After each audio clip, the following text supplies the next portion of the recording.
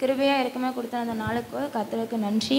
கடந்த வாரத்தில் வந்துட்டு அப்பாவுக்கு வந்து ஹார்ட் அட்டாக்குன்னு சொல்லிட்டு அவங்க கூட வேலை செய்கிறவங்க வந்து ஃபோன் பண்ணியிருந்தாங்க.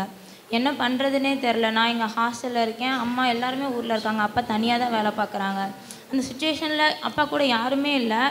அப்புறம் கூட இருந்தவங்களே வந்துட்டு அங்கே பக்கத்தில் பார்த்ததுக்கு இல்லைம்மா கோயம்புத்தூர் ஜிஹெச் கூட்டிகிட்டு போங்க அப்படின்னு சொல்லிட்டு கூட்டிகிட்டு போக சொல்லிட்டாங்க. நான் உடனே எங்கள் சர்ச்சில் ஆண்டிக்கு ஃபோன் பண்ணி, ஆண்டி இந்த மாதிரி அப்பாவுக்கு ஹார்ட் அட்டாக்னு சொல்லிட்டு கால் பண்ணியிருக்காங்க, கொஞ்சம் ப்ரேயர் பண்ணிக்கோங்க அப்படின்னு சொல்லிட்டு சொன்னேன். அவங்களும் நீங்கள் கவலைப்படாமல் போமா, கர்த்தர் இருக்கார், கூடவே இருப்பார், உங்களுக்கு எல்லாருமா இருந்து பார்த்துப்பாங்க, நீங்கள் பயப்படாமல் போயிட்டு வாமா அப்படின்னு சொல்லி சொன்னாங்க. நானும் போகும்போது ஜெபம் பண்ணிவிட்டு அப்பாவுக்கு எதுவும் ஆகக்கூடாதுன்னு சொல்லிவிட்டு யாருமே இல்லை, தனியாக தான் போனேன். போயிட்டு பார்த்தா ஐசியூவில் வச்சுருந்தாங்க, ஆன்ஜியோ பண்ணணும்னு சொல்லிட்டு பண்ணி முடிச்சிட்டாங்க. ஆனால் பல்ஸ் வந்துட்டு ரொம்ப கம்மியாகவே இருந்துச்சு. என்னடா இப்படி கம்மியாகவே இருக்கே. அவங்க சொன்னாங்க இது இப்படியே இருந்துச்சுன்னா சீரியஸ் ஆயிருமா அப்படின்னு சொல்லி சொன்னாங்க, வாமிட்லாம் எடுக்கக்கூடாது அப்படின்னு. நான் ஐசியூவில் போய் ஒரு டைம் தான் பார்த்தேன். பார்த்துட்டு ஜெபம் பண்ணிவிட்டு அப்பாட்ட சொன்னேன், அப்பா இந்த மாதிரி உனக்காக எல்லாருமே ப்ரேயர் பண்ணிக்கிட்டா இருக்காங்கப்பா, நீ பயப்படாத, ஏசப்பா இருக்காருப்பா அப்படின்னு சொல்லிட்டு சொன்னேன். அப்பா ரட்சிக்கப்படலை இன்னும்.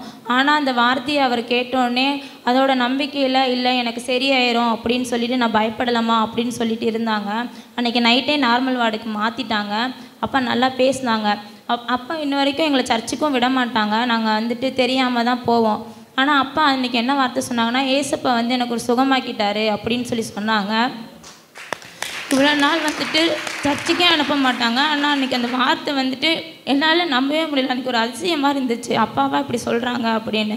கர்த்தருடைய கிருபை அப்பாவை சுகமாக இருந்துச்சு. கர்த்தருக்கு கொடான கோடி ஸ்தோத்திரம்.